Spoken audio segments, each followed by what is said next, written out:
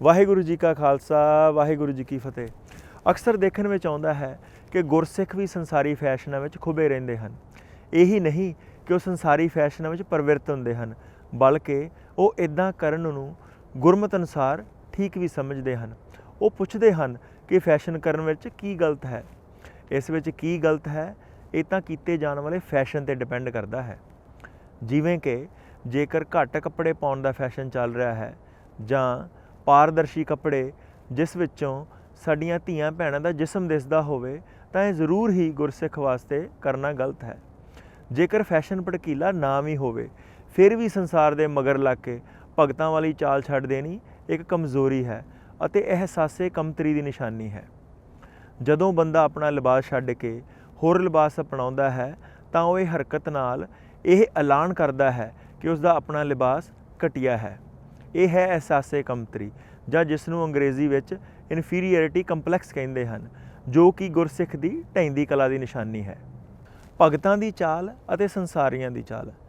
ਅਮੂਮਨ ਸੰਸਾਰ ਦੇ ਫੈਸ਼ਨਾਂ ਮਗਰ ਲੱਗ ਕੇ ਫੈਸ਼ਨ ਕਰਨ ਵਾਲੇ ਇਨਸਾਨ ਦੀ ਰੁਚੀ ਘੱਟ ਹੀ ਨਾਮ ਬਾਣੀ ਵਿੱਚ ਲੱਗਦੀ ਹੈ।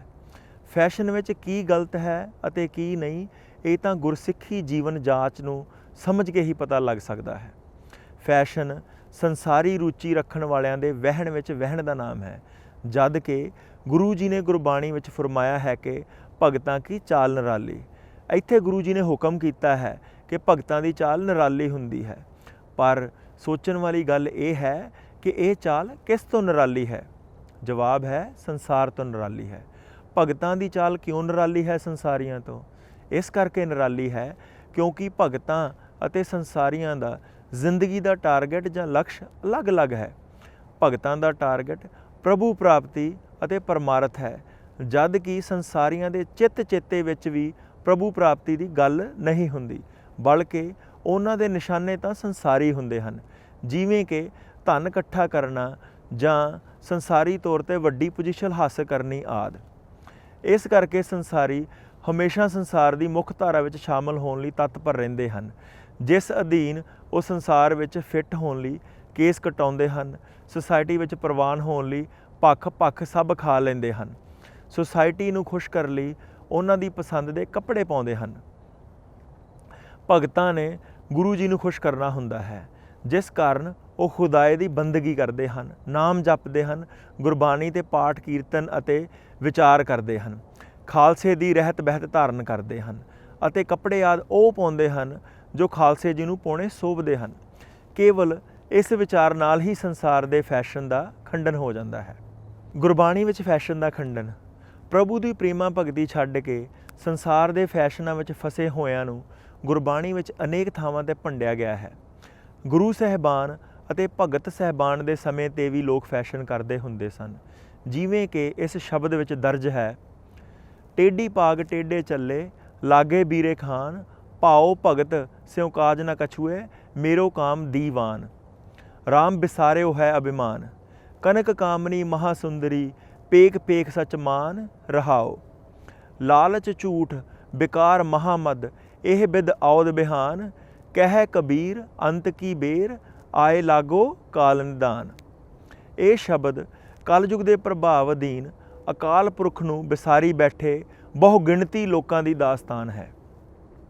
ਭਗਤ ਕਬੀਰ ਜੀ ਨੇ ਇਸ ਸ਼ਬਦ ਵਿੱਚ ਅਯਾਸ਼ੀ ਕਰਦੇ ਹੋਏ ਕਿਸੇ ਅਮੀਰਜ਼ਾਦੇ ਦਾ ਰੂਪਕ ਬੰਨ੍ਹਿਆ ਹੈ ਅਤੇ ਦੱਸਿਆ ਹੈ ਕਿ ਕਿਵੇਂ ਭੁੱਲੜ ਅਮੀਰਜ਼ਾਦੇ ਫੈਸ਼ਨ ਕਰਦੇ ਹਨ, ਪਾਪ ਕਰਦੇ ਹਨ ਅਤੇ ਭੱਖ ਅਪੱਖ ਖਾਣ ਵਿੱਚ ਹੀ ਪ੍ਰਵਿਰਤ ਰਹਿੰਦੇ ਹਨ।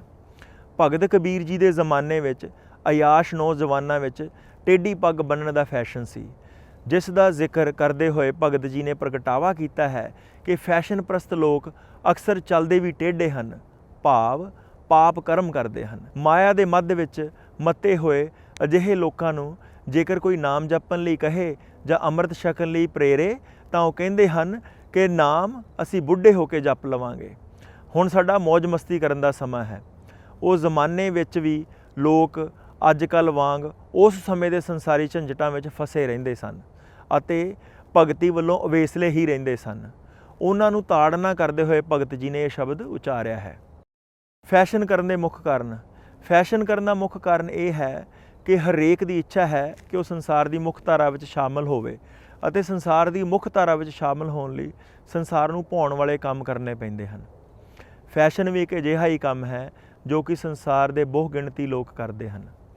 ਮਸਲਨ ਜੇਕਰ ਸੂਟਾਂ ਦਾ ਇੱਕ ਨਵਾਂ ਫੈਸ਼ਨ ਸ਼ੁਰੂ ਹੋ ਜਾਵੇ ਤਾਂ ਸਾਰੀਆਂ ਭੈਣਾਂ ਨਵੇਂ ਫੈਸ਼ਨ ਵਾਲੇ ਸੂਟ ਬਣਵਾਉਣਾ ਚਾਹੁੰਦੀਆਂ ਹਨ ਤਾਂ ਜੋ ਉਹ ਸੰਸਾਰ ਦੀ ਮੁੱਖ ਧਾਰਾ ਵਿੱਚ ਸ਼ਾਮਲ ਰਹਿਣ। ਇਸੇ ਤਰ੍ਹਾਂ ਹੀ ਮੁੰਡੇ ਪੈਂਟਾਂ ਜਾਂ ਪੱਗਾਂ ਜਾਂ ਸਿਰ ਦੇ ਵਾਲ ਮੁੰਨਣ ਦੇ ਨਵੇਂ ਫੈਸ਼ਨ ਕਰਦੇ ਹਨ। ਇਹ ਭੇਡ ਚਾਲ ਵਾਂਗ ਹੈ। ਅਸਲ ਵਿੱਚ ਇਹ ਗੁਲਾਮੀ ਦੀ ਨਿਸ਼ਾਨੀ ਹੈ। ਇਨਸਾਨ ਫੈਸ਼ਨ ਲੋਕਾਂ ਲਈ ਕਰਦਾ ਹੈ, ਨਾ ਕਿ ਆਪਣੇ ਲਈ, ਤੇ ਬਹੁਤੇ ਮਜਬੂਰ ਹੋ ਕੇ ਇਹ ਕੰਮ ਕਰਦੇ ਹਨ। ਸੋ ਇਹ ਤਾਂ ਗੁਲਾਮੀ ਦੀ ਹੀ ਨਿਸ਼ਾਨੀ ਹੈ। ਦੂਸਰਾ ਕਾਰਨ ਫੈਸ਼ਨ ਦਾ ਹੁੰਦਾ ਹੈ ਕਿ ਲੋਕਾਂ ਨੂੰ ਚੰਗੇ ਲੱਗਣ ਦੀ ਲਾਲਸਾ। ਲੋਕ ਸੋਚਦੇ ਹਨ ਕਿ ਕੱਪੜਿਆਂ ਨਾਲ ਹੀ ਚੰਗੇ ਲੱਗ ਸਕੀਏ ਤਾਂ ਸੌਦਾ ਸਸਤਾ ਹੈ। ਸ਼ੁਭ ਗੁਣਾਂ ਦੁਆਰਾ ਚੰਗੇ ਬਣਨਾ ਔਖਾ ਹੈ, ਪਰ ਫੈਸ਼ਨ ਵਾਲੇ ਕੱਪੜੇ ਪਾਉਣ ਨਾਲ ਸਹਿਜ ਹੀ ਸੋਹਣੇ ਬਣਨ ਦਾ ਭਰਮ ਪੈਦਾ ਹੋ ਜਾਂਦਾ ਹੈ। ਜਵਾਨ ਲੜਕੇ ਲੜਕੀਆਂ ਅਕਸਰ ਫੈਸ਼ਨ ਦੀ ਵਰਤੋਂ ਇੱਕ ਦੂਜੇ ਨੂੰ ਆਕਰਸ਼ਿਤ ਕਰਨ ਲਈ ਕਰਦੇ ਹਨ, ਜੋ ਕਿ ਕਾਮ ਦਾ ਹੀ ਇੱਕ ਰੂਪ ਹੈ। ਫੈਸ਼ਨ ਕਾਰਨ ਜੁੜੇ ਸੰਬੰਧਾਂ ਦਾ ਹਸ਼ਰ। ਭਗਤ ਕਬੀਰ ਜੀ ਨੇ ਪੁਰਾਣੇ ਜ਼ਮਾਨੇ ਵਿੱਚ ਫੈਸ਼ਨ ਅਧੀਨ ਟੇਢੀ ਪੱਗ ਬੰਨ੍ਹਣ ਵਾਲਿਆਂ ਨੂੰ ਤਾੜਨਾ ਕੀਤੀ ਹੈ ਅਤੇ ਇਹ ਤਾੜਨਾ ਅੱਜ ਦੇ ਫੈਸ਼ਨ ਪ੍ਰਸਤਾਂ 'ਤੇ ਵੀ ਉਸੇ ਤਰ੍ਹਾਂ ਹੀ ਲਾਗੂ ਹੈ। ਅੱਜ ਟੇਢੀ ਪੱਗ ਦੀ ਥਾਂ ਕੱਟੇ ਹੋਏ ਵਾਲਾਂ ਨੇ ਲੈ ਲਈ ਹੈ ਅਤੇ ਬੀਬੀਆਂ ਦੇ ਸੁੰਦਰ ਲੰਬੇ ਕੇਸਾਂ ਦੀ ਥਾਂ 'ਤੇ ਪਟੇ ਆ ਗਏ ਹਨ। ਪਰ ਫੈਸ਼ਨ ਦੇ ਪਿੱਛੇ ਜੋ ਭਾਵਨਾ ਹੈ ਸੋ ਉਹੀ ਹੈ ਜੋ ਸਦੀਆਂ ਪਹਿਲਾਂ ਸੀ ਤੇ ਇਹ ਭਾਵਨਾ ਸਹੀ ਨਹੀਂ ਹੈ। ਜਵਾਨ ਲੜਕੇ ਲੜਕੀਆਂ ਇੱਕ ਦੂਜੇ ਨੂੰ ਆਪਣੇ ਵੱਲ ਖਿੱਚਣ ਲਈ ਭਾਂਤ-ਭਾਂਤ ਦੇ ਫੈਸ਼ਨ ਕਰਦੇ ਹਨ। ਪਹਿਲਾਂ ਇਸਤਰੀਆਂ ਕੱਪੜਿਆਂ ਦੀ ਨੁਮਾਇਸ਼ ਕਰਕੇ ਲੜਕਿਆਂ ਨੂੰ ਆਪਣੇ ਵੱਲ ਖਿੱਚਦੀਆਂ ਸਨ, ਪਰ ਹੁਣ ਘੋਰ ਕਲਯੁਗ ਦੇ ਸਮੇਂ ਵਿੱਚ ਤਾਂ ਸਿੱਧੀ ਹੀ ਸਰੀਰ ਦੀ ਨੁਮਾਇਸ਼ ਕਰਕੇ ਲੜਕੇ ਲੜਕੀਆਂ ਇੱਕ ਦੂਜੇ ਨੂੰ ਆਪਣੇ ਵੱਲ ਖਿੱਚਣ ਦੀ ਕੋਸ਼ਿਸ਼ ਕਰਦੇ ਹਨ। ਐਸੇ ਸੰਬੰਧ ਜੋ ਸਰੀਰ ਦੀ ਨੁਮਾਇਸ਼ ਦੁਆਰਾ ਸਥਾਪਿਤ ਹੁੰਦੇ ਹਨ ਉਹਨਾਂ ਦੀ ਉਮਰ ਵੀ ਬਹੁਤ ਘੱਟ ਹੁੰਦੀ ਹੈ। ਇਹੋ ਹੀ ਕਾਰਨ ਹੈ ਕਿ ਅੱਜ ਕੱਲ੍ਹ ਇਸ਼ਕੀ ਯਾਰੀਆਂ ਕਦੋਂ ਜੁੜਦੀਆਂ ਹਨ ਤੇ ਕਦੋਂ ਟੁੱਟ ਜਾਂਦੀਆਂ ਹਨ, ਕੁਝ ਵੀ ਪਤਾ ਹੀ ਨਹੀਂ ਲੱਗਦਾ। ਖਾਨਦਾਨਾਂ ਦੀਆਂ ਇੱਜ਼ਤਾਂ ਮਿੱਟੀ ਵਿੱਚ ਮਿਲ ਗਈਆਂ ਹਨ ਅਤੇ ਹੁਣ ਇਹ ਹਾਲ ਹੈ ਕਿ ਮਾਪੇ ਖੁਦ ਹੀ ਆਪਣੀਆਂ ਧੀਆਂ ਤੋਂ ਇਹ ਆਸ ਰੱਖਣ ਲੱਗ ਪਏ ਹਨ ਕਿ ਉਹ ਆਪਣਾ ਵਰ ਆਪੇ ਹੀ ਤਲਾਸ਼ ਲੈਣ। ਅਲੜ ਲੜਕੀਆਂ ਵਿਚਾਰੀਆਂ ਨੂੰ ਕੀ ਪਤਾ ਕਿ ਕਿਵੇਂ ਸਹੀ ਵਰ ਲੱਭਣਾ ਹੈ। ਸਹੀ ਵਰ ਤਲਾਸ਼ਦੀਆਂ ਹੋਈਆਂ ਉਹ ਅਕਸਰ ਹੀ ਕਈ ਲੜਕਿਆਂ ਦੀ ਹਵਸ ਦਾ ਸ਼ਿਕਾਰ ਬਣਦੀਆਂ ਹਨ ਅਤੇ ਇਸ ਤਰ੍ਹਾਂ ਖੁਆਰ ਹੁੰਦੀਆਂ ਹਨ। ਸੰਸਾਰ ਨੂੰ ਖੁਸ਼ ਕਰਨ ਦੀ ਕੋਸ਼ਿਸ਼ ਕਰਨੀ ਵਿਅਰਥ ਹੈ। ਸਾਡੇ ਨੌਜਵਾਨਾਂ ਨੇ ਅੱਜ ਇਹ ਫੈਸਲਾ ਕਰਨਾ ਹੈ ਕਿ ਉਹਨਾਂ ਨੇ ਗੁਰੂ ਜੀ ਨੂੰ ਰਿਝਾਉਣਾ ਹੈ ਕਿ ਸੰਸਾਰ ਨੂੰ।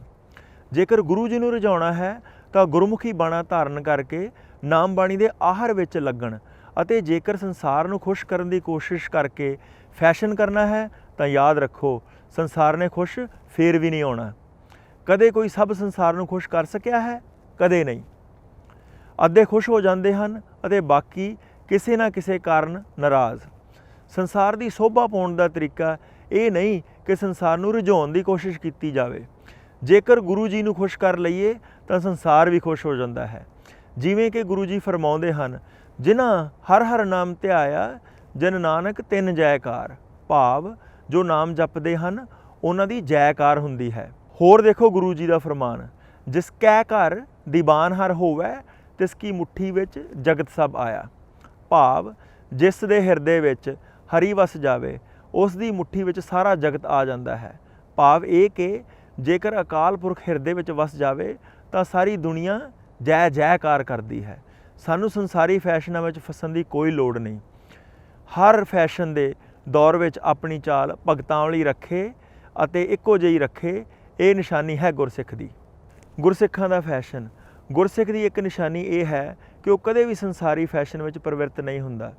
ਸੰਸਾਰੀ ਫੈਸ਼ਨ ਲੋਕ ਇਸ ਕਰਕੇ ਕਰਦੇ ਹਨ ਕਿ ਉਹ ਲੋਕਾਂ ਨੂੰ ਰਿਝਾ ਸਕਣ, ਪਰ ਗੁਰਸਿੱਖ ਦਾ ਇਹ ਮਕਸਦ ਨਹੀਂ ਹੁੰਦਾ ਕਿ ਉਹ ਲੋਕਾਂ ਨੂੰ ਰਿਝਾਵੇ। ਗੁਰਸਿੱਖ ਦਾ ਜੀਵਨ ਤਾਂ ਗੁਰੂ ਕਰਤਾਰ ਨੂੰ ਰਿਝਾਉਣ 'ਤੇ ਹੀ ਲੱਗਦਾ ਹੈ। ਗੁਰੂ ਜੀ ਦਾ ਸੁਭਾਅ ਅਟੱਲ ਹੈ ਅਤੇ ਜੋ ਗੁਰਮਤਿ ਉਹਨਾਂ ਵੱਲੋਂ ਇੱਕ ਵਾਰ ਨੀਅਤ ਕਰ ਦਿੱਤੀ ਗਈ ਹੈ ਉਹ ਕਦੇ ਨਹੀਂ ਬਦਲਣੀ। ਗੁਰਮਤਿ ਅਨੁਸਾਰੀ ਲਿਬਾਸ ਦੀ ਗੁਰੂ ਜੀ ਇੱਕ ਵਾਰੀ ਚੋਣ ਕਰ ਚੁੱਕੇ ਹਨ, ਜੋ ਕਿ ਗੁਰਮੁਖੀ ਬਾਣੇ ਦੇ ਰੂਪ ਵਿੱਚ ਖਾਲਸੇ ਵਿੱਚ ਅੱਜ ਤੱਕ ਪ੍ਰਚਲਿਤ ਹੈ ਅਤੇ ਰਹਿੰਦੀ ਦੁਨੀਆ ਤੱਕ ਰਹੇਗਾ। ਇਸ ਗੁਰਮੁਖੀ ਬਾਣੇ ਦੇ ਧਾਰਨੀ ਹੋਣਾ ਹੀ ਗੁਰਸਿੱਖਾਂ ਦਾ ਫੈਸ਼ਨ ਹੈ। ਸੋਹਣਾ ਦਸਤਾਰਾ ਸਜਾ ਕੇ ਉੱਪਰ ਖੰਡਾ ਚੱਕਰ ਆਦਿ ਸਜਾਉਣੇ ਖਾਲਸੇ ਦਾ ਫੈਸ਼ਨ ਹੈ।